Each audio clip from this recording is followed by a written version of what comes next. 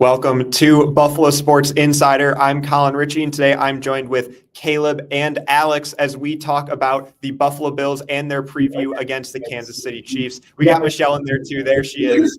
So, guys, the Bills are off to an 8-2 start, their best record through 10 games since 1993. However, they've got a long list of players on the injury report this week, including a couple very notable names. Michelle, Keon Coleman already ruled out for this week. Walk us through that injury and what that time frame looks like. So Keon Coleman got injured during the Miami game. He actually got injured by a former Bills player, Jordan Poyer, when his helmet smashed into his hand, giving him that wrist injury. We're definitely going to lose out on him not playing against the Chiefs. He makes those incredible catches that I think are going to would have been really, really great for us to see against the Chiefs. The really long receiving yards that we see, we're going to miss out on, but hopefully he will be back soon to join us. We have the bye week after this game against Kansas City, so that should help all the players get an extra week of rest and practice for our next game against San Francisco. Caleb, another player on the injury report, Dalton Kincaid. What's his status look like? Well, he did go through walkthroughs today. The knee injury's really bothering him. He first came back and he was questionable last week, and then with doubtful for the return, he did not play. So it's not looking too good for him. And it's really sad because he was looking good in that game. And then Allen missed a few throws for him that really could have elevated his game. Notably, one that was about 40 yards and would have been a touchdown if he hit Kincaid in stride. But it's not looking too great for him playing this week. And Alex, we've seen Amari Cooper play just a handful of snaps since being traded to the Bills. He is also on the injury report with, again, a wrist injury. Walk us through that for us. Yeah, in my opinion, I think this is the most important injury to monitor. This really could decide the game, in my opinion. I think with how good Kansas City's secondary is, we really need someone other than Khalil Shakir to take the pressure off. With already not looking like Kincaid's going to play, no Keon Coleman. If we go into this game with our top receiving options being Matt Collins, Khalil Shakir, and Dawson Knox, it is not going to be pretty. That's why we need someone like Amari Cooper who can run routes, who can get open. That's who Trent McDuffie will probably be on, so it takes the number one corner out. And then I trust Shakir, I trust Knox, I trust Mac to get open against their lesser guys with Jalen Watson being injured. So I think this is a real big one. I really hope he can play. It looks like almost like it's a pain tolerance thing at this point. Like he's not going to be fully healthy. It's just can he play through it? And I feel that the last 2 weeks has been kind of close, and then they just erred on the side of caution. And with how big this game is, I would bet that he will at least play in some capacity. There was a video of him on social media today catching passes from the jugs machine, so it looks like he is trending in the right direction, like you said. Some good injuries for the Bills is that they just opened Matt Milano's 21-day practice window. Milano started the year on injured reserve after a bicep injury this offseason. So getting Matt Milano back, he's already been ruled out for the Chiefs game, but ideally getting him back after the bye for that stretch against San Francisco, Detroit, and the LA Rams could be big because he truly is a game changer for this defense. Now, the Bills have a tall task against the 9-0 Kansas City Chiefs this week, and they're 9-0, but everyone knows they probably shouldn't be undefeated. They've got, for lack of a better word, some sort of Mahomes devil magic success that they've had this year. So, Caleb, going all the way back to week 1 against Baltimore, walk us through what we saw in that game in terms of that devil magic that we were talking about earlier. I had flashbacks. As a Nets fan, from the Bucks playoff series, I had flashbacks. It was one of the most treacherous games I've ever watched. Isaiah Likely on the line, and all wonderful Patrick Mahomes deserves every win he can get. Deserved that win. He deserves 10 more wins this season. So it's, I can't even hate. I respect it. He's got the devil magic on his side. If Isaiah Likely wore slightly smaller cleats, the Chiefs might have started out the year 0-1. Instead, they win that Thursday night opener against Baltimore, and then we take on the Cincinnati Bengals. Alex, what happened at the end of that game? The Bengals committed a dumb penalty. I mean, you can make the arguments, the Chiefs always get the flags. I mean, that was pass interference. They're going to cut you off, but you can't speak badly about Patrick Mahomes. I wasn't. I was speaking badly about the Bengals. I think this is the end of your second. I was saying the Bengals are stupid for committing a PI or PI. That clearly was pass interference.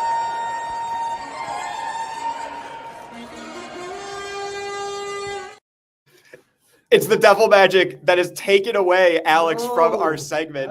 Alex spoke badly of the Chiefs and Patrick Mahomes, and now he is no longer with us for this Bills-Chiefs preview segment. A lesson to be learned for all of us. We have to be careful. Those Kansas City Devil Magic is everywhere. It's even here in downtown Buffalo. Michelle, be very careful. But the Chiefs blocked a field goal last week against the Denver Broncos. What happened? They did. So KC versus the Denver Broncos, tail end of the fourth quarter, game-winning field goal. KC blocks the field goal to win the game. KC's at home, crazy crowd. They always find a way to win. Devil magic, some may say. All glorious Patrick Mahomes. Exactly. They always find a way to win. That block kick got them the game, continued their streak, and on to Buffalo they go. On to Buffalo they go. Allen and Mahomes will face off for the 8th time in their careers. That's including the playoffs. Mahomes and the Chiefs, obviously 3-0 against the Bills in the postseason. But the Bills have won the last 3 regular season contests against Kansas City. So everyone, if we could go through what our X factors are, who our X factors are, I should say, for this Week 10 matchup or Week 11 matchup. Michelle, who is your X factor for this game? My X factor is James Cook. He consistently is gaining yards for us. He's great on the run game. He can make catches. He's very valuable to our team, and he's very versatile. So he's going to be my X factor this week. Alex, who has miraculously returned from the Chiefs Devil Magic. It looks like they went easy on him this time. Alex, very carefully, who is your X factor for this matchup?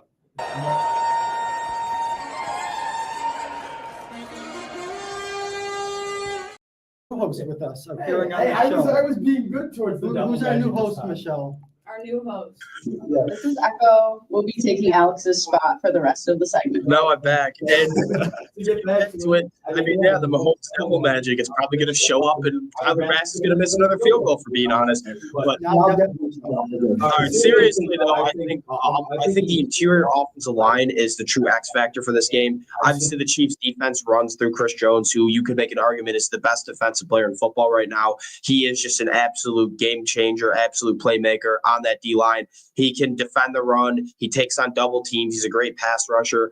And the interior offensive line for the Bills has been iffy. They've had some really good games. They've had some not so great games.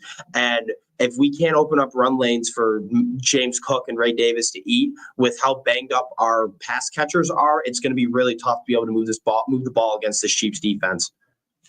Now, Caleb, who is your X factor for this game?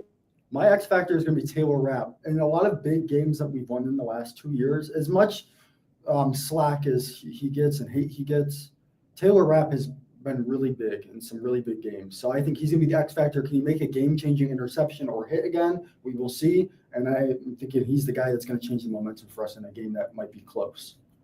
For my X factor, I'm going to go with Von Miller, a guy that 2 years ago made a great play against Mahomes to pressure him into forcing the game-losing interception to Taron Johnson. We've seen him back from the suspension. He had a couple good reps against the Colts, but we're still looking for a little bit more, especially to complement Greg Rousseau on the other side. If you can get Mahomes under pressure, that could be the key to success on Sunday. That will conclude our Bills and Chiefs preview segment. Thank you for joining us. After the break, we'll have our NFL segment hosted by Nate.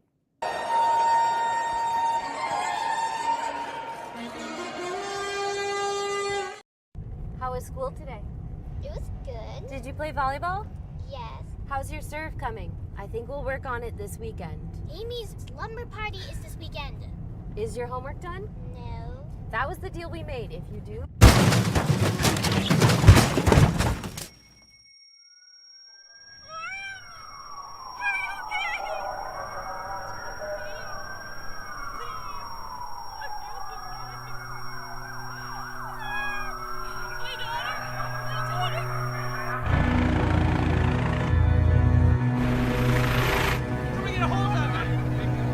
Hi, Lauren. My name is Katie. We're going to take care of you, okay? Ready? 1, 2,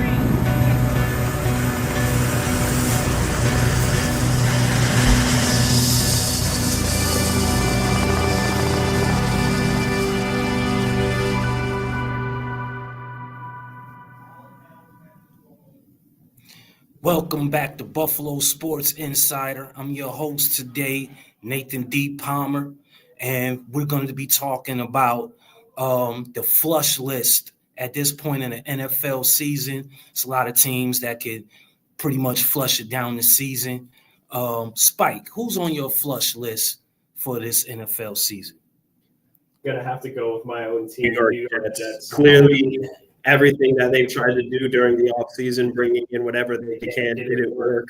Firing Robert Saleh midseason was a terrible decision. There's nothing really more to add on top of this. The defense is riddled with injuries, considering that for the first half of the season, they're the ones trying to keep us in the game, and the offense proceeded to just give the ball to the other team's offense, so they never got a chance to rest. So a lot of injuries in the secondary, a lot of injuries up front, and the depth pieces definitely have not been there either to fill those holes. So there's gaps on both sides of the ball. There's nothing going right offensively. We finally got a kicker that knows how to put the ball in between the uprights, and then we decided to not put the ball past the white line where most teams like to score their points, as Arizona did last weekend, giving us 31 of those, and us only offering up 6 to the fan base that has stayed behind a team that simply hasn't even been able to have a winning season more than once in the last 14 years. I don't know how you feel. Hey, London, who's on your toilet list? Man, I'm taking, just like Spike said, I'm taking the Jets. Like you said, man, the depth isn't there, the injuries, and think about it. Going forward, how much longer does Aaron Rodgers really even have left? And also, I'm taking the Cowboys, man. Cowboys, man. It's a bad season for them, man. With that being done, it's over. Yeah, I gotta agree, man. For me, I gotta go with the Browns. I think the trade for Deshaun Watson a few years ago, that whole experiment is pretty much just a done deal, man. They got to start from scratch. I do like Jameis Winston, but I don't think he's the long-term answer. So they pretty much got to build this thing back from the ground up. I expect the Browns to be in the discussion for a quarterback in this year's draft. And so going back to Spike, what do you think moving forward is one of the key matchups for this week in Week 11? Definitely not a huge key matchup for either of these teams, especially pushing forward with how things are looking in the standings of their divisions. But I feel breakout wide receiver Cedric Tillman and breakout wide receiver for the Saints, Marcus Scanley, coming out of nowhere, being picked up and immediately going for 3 catches, 109 and 2 touchdowns. Cedric Tillman taking the place of Amari Cooper on a Browns team that struggled offensively, getting a new quarterback into Jameis Winston, taking over for Deshaun Watson, and Elijah Moore has really lived up to his name, and other players amongst the receiving core of the Cleveland Browns. I feel like those two are going to be highlighted the most, and it's going to be an exciting wide receiver match to see which one of those 2 stars that are not stars, but stars in their own right on their teams, see how they're going to perform this weekend, just see if those 2 can ball out. Other than that, I think it's just going to be 2 teams just trying to put something together for the momentum of the morality and for their fan base. Understood. London, what about you, man? What's your key matchup for this week? My key matchup for this week is going to be that Ravens and Steelers game. This game is going to determine who's really going to be number 1 in that AFC North. So I know both of these teams are going to go out and battle, man. This Steelers defense is a consistent and aggressive defense. As long as they can try to keep Lamar, keep Derrick Henry, keep that rushing under control, it's going to be a good game. It could be a good game. Definitely, we see in the past that Steelers. They kill the Ravens every game. I think they're winning in the past rivalry games like 8-9. So it's going to be a good game. It's going to be a great matchup. Indeed. For me, I got to go with the Commanders and the Eagles, man. That's a very, very key matchup for the NFC East, rather, pardon me.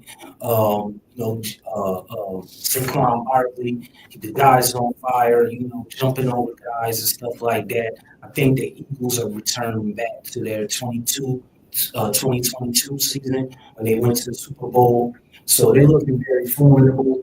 I'm looking forward to see if Jaden Daniels can continue his super rookie campaign and almost, I would say, MVP candidate campaign. It's going to be star-studded, and the game is tomorrow, I believe. So I think that's definitely going to be a game that everybody's going to be watching. I agree. And for that segment, that wraps that up. I'm your host again, Nathan D. Palmer. Got London McDonald, my man Spike Burgeon.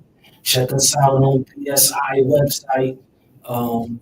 Get up to date articles on what we're thinking and expound on our opinions on the show. Peace. How was school today? It was good. Did you play volleyball? Yes. How's your serve coming? I think we'll work on it this weekend. Amy's slumber party is this weekend.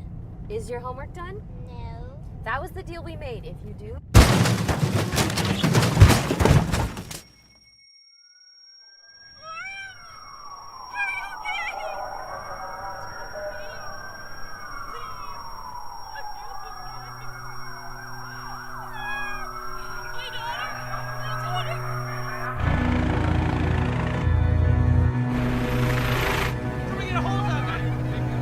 Hi, Lauren. My name is Katie. We're gonna take care of you, okay?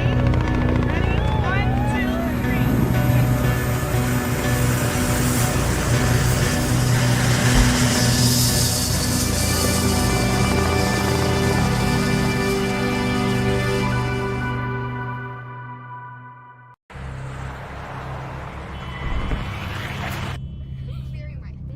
You wouldn't do that. So why do you do this? Distracted driving kills an average of 9 people and injures over 1,000 every day in America. Put down your phone. Lives depend on it. Don't drive intoxicated. Don't drive intoxicated. A sobering message from AAA.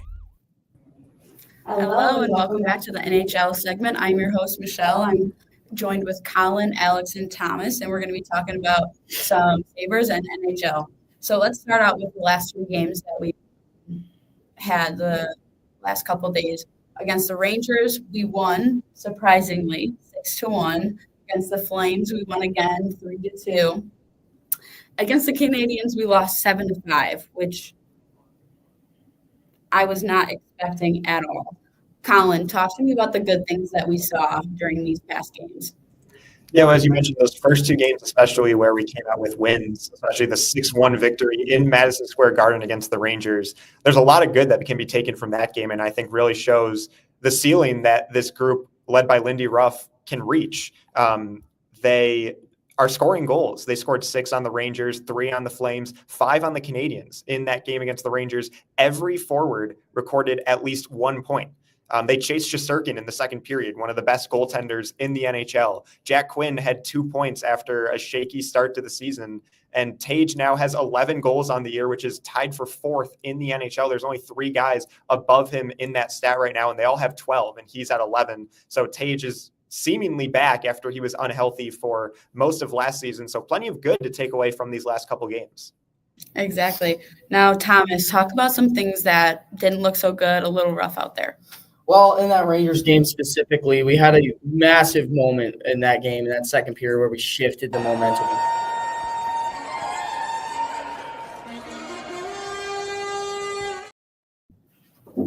It looks like the devil magic has gotten Thomas. All hail our glorious God, Patrick Mahomes. All hail him.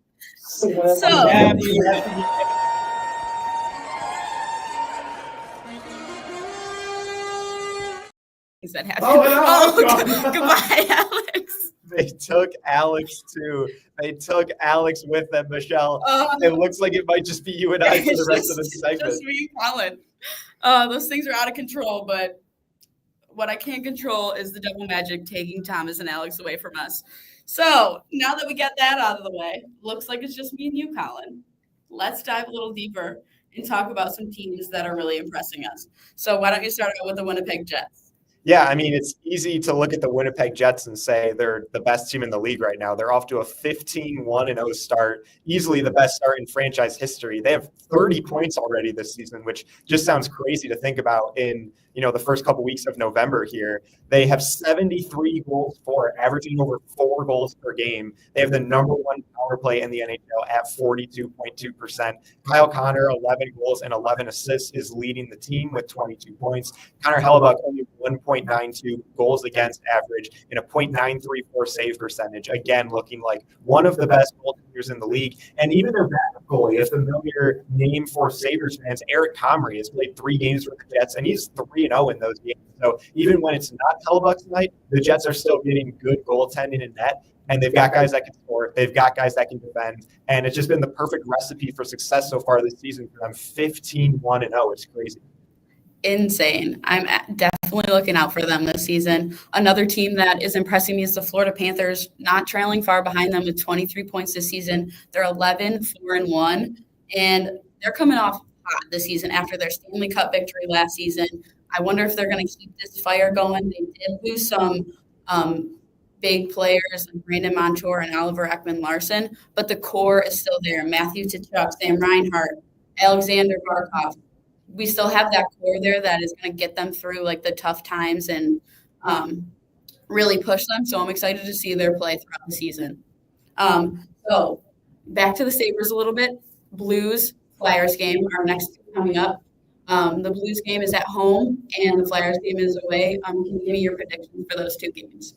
Yeah, so both of these teams have been pretty middle of the pack to maybe even slightly below average so far this season. The Blues are towards the bottom of the league in terms of goals for and their power play. They're not great on special teams this season. I'll predict a 4-3 win for the Sabres. I think it'll be a game where they can definitely score goals, especially depending on who's in net. But it's just a matter of how many goals are you going to allow a team to score that generally doesn't score that much. Will the defense and the goaltending be able to step up, or will they play down to their opponent and their success offensively? And then at the Flyers on Saturday, again, this is another team that's bottom third in goals for, but the number 2 penalty kill in the league, just as the Sabres have started to find their footing on special teams with the man advantage. It'll be a tough matchup against Philadelphia with the man advantage. I'll predict a high-scoring game against the Flyers, probably some bad goaltending. I'll say a 5-4 win for the Sabres. I'm typically not too optimistic about them, especially in the last couple weeks, but they got that 6-1 win in Madison Square Garden, and that is sticking with me despite the loss to the Canadiens a couple days later. So I'll pick the Sabres to go 2-0 in these next 2 games. I'm right with you. I think 2-0 as well. For the Blues game, I'm going to go with a little bit lower scoring, 3-2. And for the Flyers, I'm going to go higher scoring as well, maybe a 4-2 or 4-3 game. Like you said on the power play, I think we really got to step up our game there. I know you're back to watching the games now that we've scored on the power play, but I'm excited to see these 2 games. So that's the end of our NHL segment. We'll see you back for the NBA segment hosted by Caleb.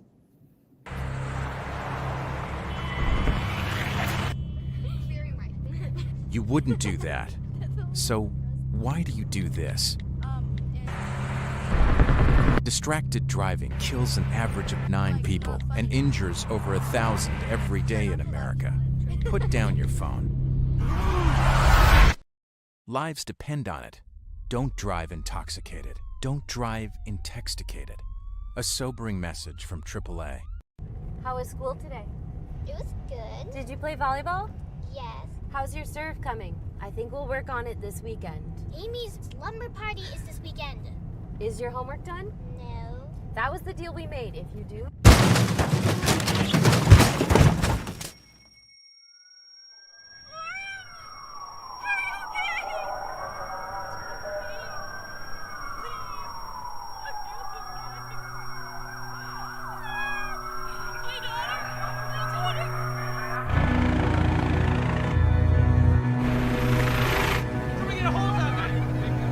Hi, Lauren. My name is Katie. We're gonna take care of you, okay?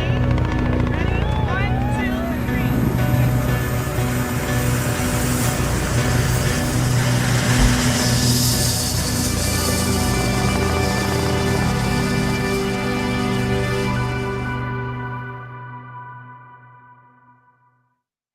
Welcome back to the Sports Insider. Now we're at our NBA segment. And there was a lot going on yesterday, the start of the Commissioner's Cup. But let's start off with the really good things going on right now. A lot of injuries to stars, up 35% this year, according to ESPN. London, what are your thoughts and how you feeling about the whole injury situation in the NBA right now? It's a whole bunch of injuries right now, and it's 3 key injuries to me right now that are playing parts of 3 key teams. I will say number 1 would be Paolo Banchero. He was averaging almost 30, looking like he was having an MVP season at one point. You feel me? And the Magic was third. They're still third in the in the East, but you know, with that's half your offense. You feel me? So with him being out, I want to see how that Magic team play out a little bit. Secondly, Kevin Durant. Kevin Durant, you've seen Phoenix was number 1 in the West. Kevin Durant was averaging almost 30. That's another key injury. You got to see if Bradley Beal and Devin Booker could still keep up the slack and everything. And number 1, lastly, I would say would be Chet. The OKC team, number 2 in the West. Chet was averaging almost a double-double. That's a big key. I don't know Isaiah Hart. Has Isaiah Hartenstein played this year? He hasn't even played this year. So that's another. And I think Shea's 6'7", was 6'6", was the tallest player in their lineup right now. It's a lot of key injuries. No Zion, no John Morant, no Scotty Barnes. Yeah. So injuries have a big part. I mean, I feel like it's every season, but this season especially to start. Let's hopefully guys get healthy and stay healthy this season. But now we're going to go on to the Commissioner's Cup, which started yesterday. Nate, what did you see last year, and how do you think it'll help the NBA regular season quality improve, including 82 games? Well, I love the courts, man. I love the whole look and the aesthetics of it. Especially the game last night between the Mavericks and the Warriors. It was very entertaining. Clay going up against his old team. Steph, he was Steph, went on a 10-0 run by himself in the fourth quarter to seal the game. And so Commissioner's Cup definitely is going to pique more viewership for the NBA that's definitely struggling with it. I just don't know as far as the impact it's going to have on the players to, win a in-season title. I don't think that, they may have as much reverence for the tournament as the fans are. But for so far, I like what I'm seeing. Yeah, absolutely. And Antonio, your team employs Mikal Bridges, and they did win yesterday in the Commissioner's Cup. What was your takeaway? Obviously, his performance was not a takeaway. Only 12 points. Not very good. What do you think? Yesterday there was a lot of good games. Start off with the Knicks. They beat the Sixers. They ruined Embiid's season debut. They won with a healthy score of 111.99, and it was just a great team performance. OG had 24. I want to say he had around 7 dunks in the game just off of cutting and fast break points. Towns is continuing to be that guy for us. 21 points. Josh Hart doing what he always does, just being all over the court, just an absolute ball of energy, had a triple-double. And it's impressive that we're able to win these games even with Brunson being out. Looking forward to other games around in the league. You had Miami lose a heartbreaking game, 123 or 121 to the Pistons. Despite Tyler Hero having 40 points, it ended in OT because Eric Spoelstra called a timeout with no timeouts available, gave the Pistons technical free throws. Crazy way to lose the game. Hawks beat the Celtics 117-116 without Trae Young. Dyson Daniels had a breakout game, 28 points, really impressive. Tatum had a chance to win at the end, but turned it over. So just a great win for the Hawks. And then, like Nate was saying, yesterday, the Warriors versus Mavs, that was the game of the day. Klay Thompson's return to the Bay. The Mavericks lose 120-117 despite Luka having 31. Klay had 22 and 6 threes in his return. Kyrie had 21, but it was nothing to go against Curry, who had 37, scored 10 by himself at the end of the fourth, hit a 3, then a go-ahead layup, and then hit the dagger 3 into, his night-night celebration that everyone knows so much by now. So just a great night of basketball, great day to start off the Cup stage. And Antonio, you want to know who today? Who's it? Cam Thomas plays today. Cam Thomas hoops, we're back. Embiid, like you said, he looked like Nets Kevin Garnett yesterday, Celtics Shaq. Man, he was hobbling around everywhere. It was a rough watch on his end. Paul George showed up for half of the game, didn't show up for the second half. And you know what? I'll give OG some credit. OG and Cat have been outstanding this season. But that's going to wrap up our NBA.